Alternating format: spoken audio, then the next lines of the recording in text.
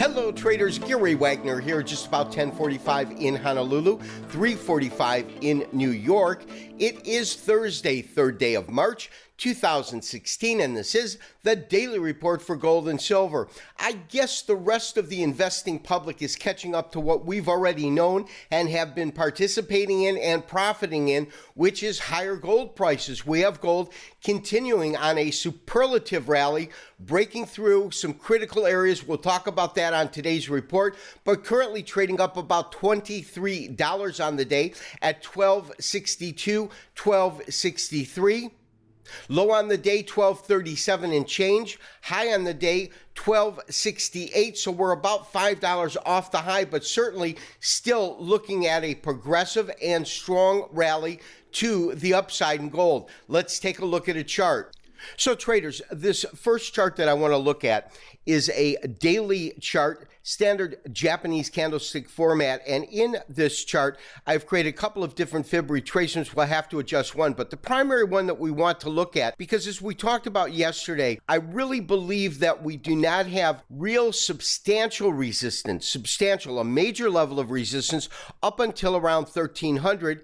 And that really correlates or matches with this high that was achieved back in February of 2015. And if you recall, it was the high point of the year, because once we hit these 1300s up at the beginning of last year, as you can see, we took this slow and methodical march down and marched down to new lows that we hit at around 1045. Now, if you recall also, we also believed that we would see a low, and we felt that we could see the market go as low as 1037. That was my fib number. We came pretty darn close. We came about $10 from that predicted low, what we had forecast. But with our current trade in mind, I want to talk about our current level of resistance, our current level of support, and our current stop. Of course, we avoided getting stopped out by about $1 yesterday. We have stops below 1226. It's roughly in this area right in here. I tried to match it to the intraday low that it had a couple of days ago. We also noted on the last couple of shows that we definitely had some sort of a compression going in, because and we talked about this a little bit yesterday.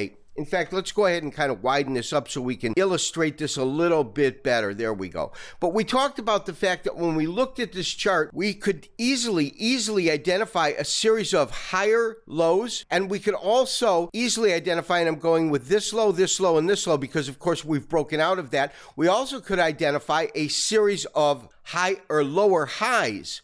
And when we did that, we were under the assumption that as we hit the apex of this compression triangle, we would get a break. And my belief was that we would break to the upside, because I was looking at this as the conclusion of a compression fourth wave triangle, a consolidation triangle. Now, with that being said, we have had a dynamic breakout in the market today. As you can see, here's our highs that we're looking at, roughly at around 68, 69.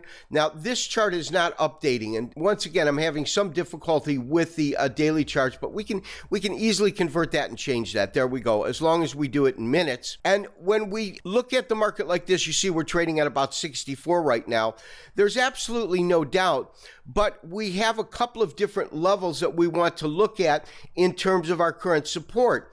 And in terms of long-term support, 1208, that's a 38% retracement level, no doubt about that. We've still got these series of higher lows, series of lower highs, and now we've broken above the 23% retracement, and this is what I believe is our minor level of resistance, and I now believe that this minor level of resistance has now become support.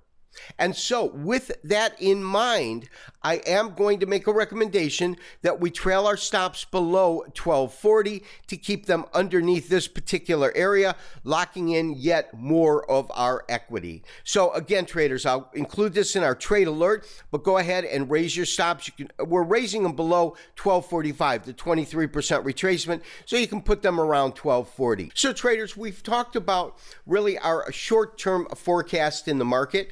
We've talked about where we believe our current level of resistance is, and we've plotted that at roughly $1,300 per ounce. We've also talked about the fact that that matches quite eloquently with this top that was achieved February of 2016. That was the high point that the market reached. Now what I want to do is take a kind of a cursory look at our longer term sense or feel for the market, and more importantly, bring back this chart that kind of started the whole thing, in which we went under, and at that point it was a pretty risky bet, but we went under the assumption that when we hit these lows at about 1051, we in fact found a bottom in the market. We concluded a major A wave that was following this major fifth that happened and concluded mid-2011. Most importantly, that major fifth took us to a record new historical high, and this major A wave took us to a record, not historical low, but price low, meaning we had not seen prices this low pre the time that we got our price high or the conclusion of this major fifth.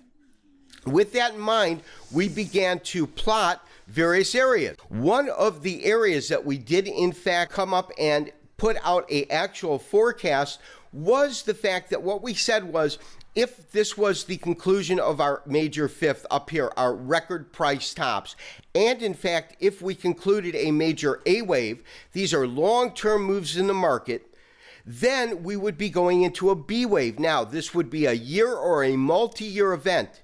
In other words, I never said that this is going to happen overnight. If you take a look at how long it took for this A wave to unfold, you've got 2016 here, call it 2012. So you've had a 4-year move. Of course, you're not seeing that in some of the other waves, but we're talking about a longer event. But at that time, I said that typically what you will see is the market move anywhere between 50 and 75% that of the move that we got on this A wave. Now, the calculation of 50% is 1475, and it's just based upon taking this high here at 1920, these lows here at 1050, and looking at the halfway point. 1600 is going to be about our 70 to 75% move, and it will line up quite nicely in a Fibonacci basis. But what I am saying is, and this is not overnight, please. We're going to have tremendous peaks and valleys up until that point. And I'm looking at this as a multi-year move. I'm not looking at this to happen overnight. But our target initially, and still is, roughly 1450 for the conclusion of our B wave.